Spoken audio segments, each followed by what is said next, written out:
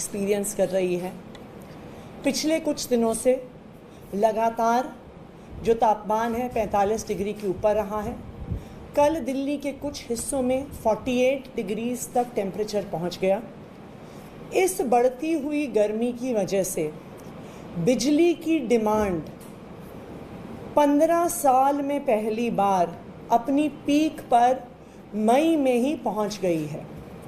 अक्सर जो बिजली की पीक डिमांड होती है वो जुलाई अगस्त के महीने में दिल्ली में आती है, लेकिन 21 मई को दिल्ली अपनी हिस्टोरिकल पीक डिमांड पर पहुंचा। 7,717 मेगावाट की पीक डिमांड 21 मई को दिल्ली में रही।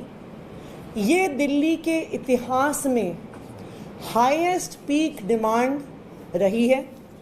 लेकिन मुझे खुशी है इस बात की कि मई में पीक डिमांड पहुंचने के बावजूद, ऐतिहासिक पीक डिमांड पहुंचने के बावजूद दिल्ली में पावर सप्लाई में कोई भी समस्या नहीं आई है।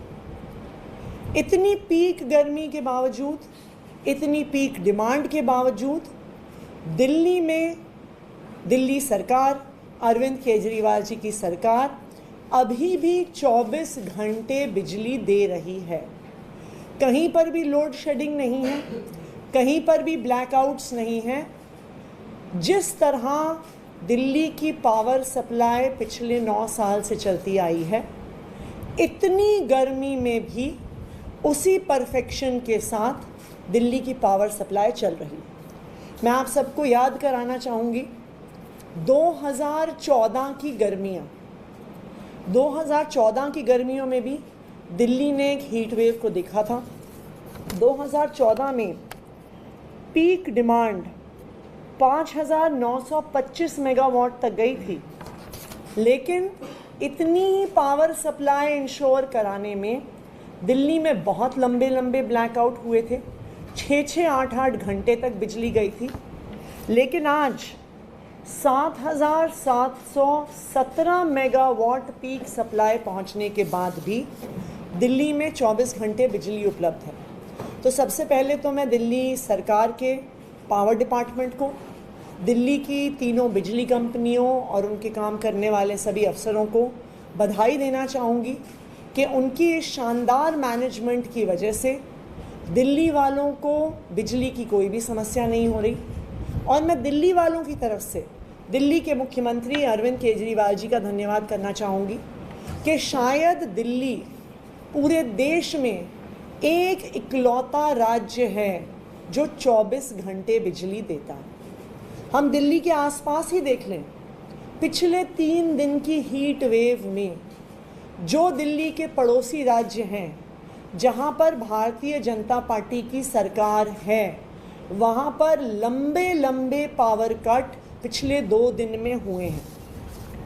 अगर आप देखने जाएं तो ग्रेटर नोएडा की कई सोसाइटीज़ में 21 मई और 22 मई को 4 घंटे से ज़्यादा पावर आउटेजेस हुई हैं।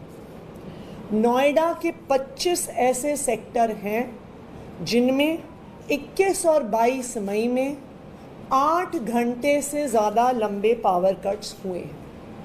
गाज़ियाबाद, वो भी उत्तर प्रदेश में, वहाँ पर गाज़ियाबाद के कई हिस्सों में 6-6 घंटे के लंबे पावर कट्स हुए हैं और लोनी में 14 घंटे के पावर आउटेजेस हुई हैं। दूसरी तरफ अगर हम हरियाणा में देखने जाएं, जहाँ पर भी भारतीय जनता पार्टी की सरकार है, तो गुड़गांव में पिछले 3 दिन में रिपीटेडली दिन में 10 बार से ज़्यादा पावर कट्स हुए हैं। कुछ ऐसी सोसाइटीज़ हैं जिसमें सुबह से लेकर रात तक 13 बार पावर कट हुए, क्योंकि हरियाणा सरकार पावर सप्लाई नहीं मेंटेन कर पाई।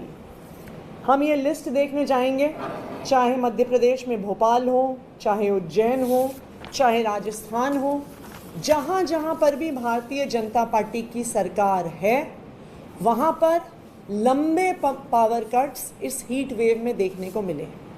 और यही कारण है भारतीय जनता पार्टी को और प्रधानमंत्री नरेंद्र मोदी जी को अरविंद केजरीवाल जी से परेशानी ही इसलिए है क्योंकि जहां एक तरफ मोदी जी वादे करते हैं, अपना एक भी वादा पूरा नहीं कर पाते।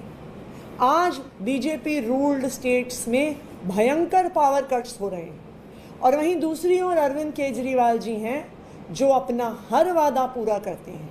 उन्होंने वादा किया था कि दिल्ली वालों को 24 घंटे बिजली देंगे और इस पीक गर्मी में, इस सिवियर हीट वेव कंडीशंस में भी दिल्ली वालों को 24 घंटे बिजली मिल रही है। धन्यवाद।